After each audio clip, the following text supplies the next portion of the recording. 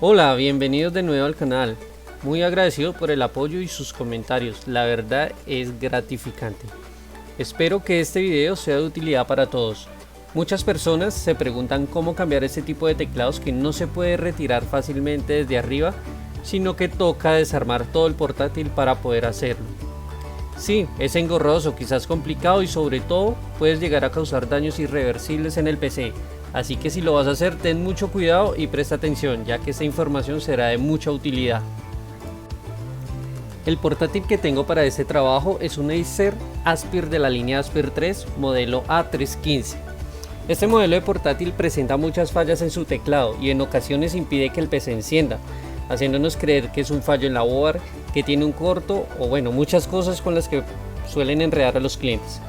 Pues en realidad muchos de esos daños solo hacen referencia a un simple cambio de teclado dando solución al problema. Pasemos a verlo.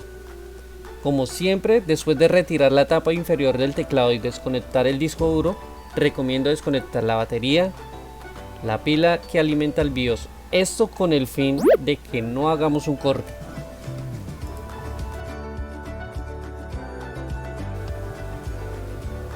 En esos modelos de Acer tenemos que retirar todo, así que recomiendo para quienes no han estado familiarizados con este modelo, tomar fotografías o marcar el orden del desarme.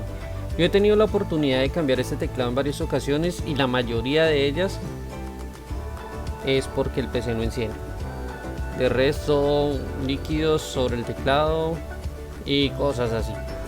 Vamos a encontrar en esta placa que tiene un espacio para montar un disco duro sólido M2, el cual le cae de perlas, ya que mejora bastante el rendimiento y en algunos modelos tienen hasta 2 DIN para memoria RAM.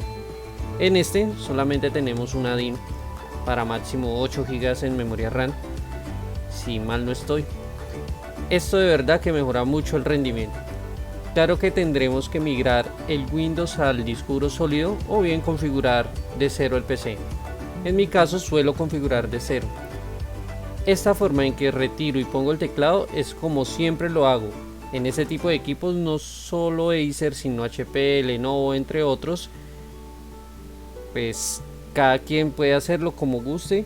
Si tiene algún material diferente y les funciona genial, lo pueden compartir en los comentarios. Yo utilizo un acrílico en frío y me va súper bien. No solo porque lo utilizo para los teclados, sino para reconstruir las bases partidas de los equipos, los seguros, incluso las bases donde asegura la pantalla. No queda muy bonito, pero evita una pérdida del computador y de verdad que es muy resistente. Bien, espero que les guste el video. Esta es mi experiencia con este modelo de Acer. Si te gustó el video, compártelo, dale me gusta, suscríbete, estaré subiendo más como este y mostrando cositas nuevas que me lleguen. Este video va en 2 partes, entonces no se pierdan el otro. Muchas gracias.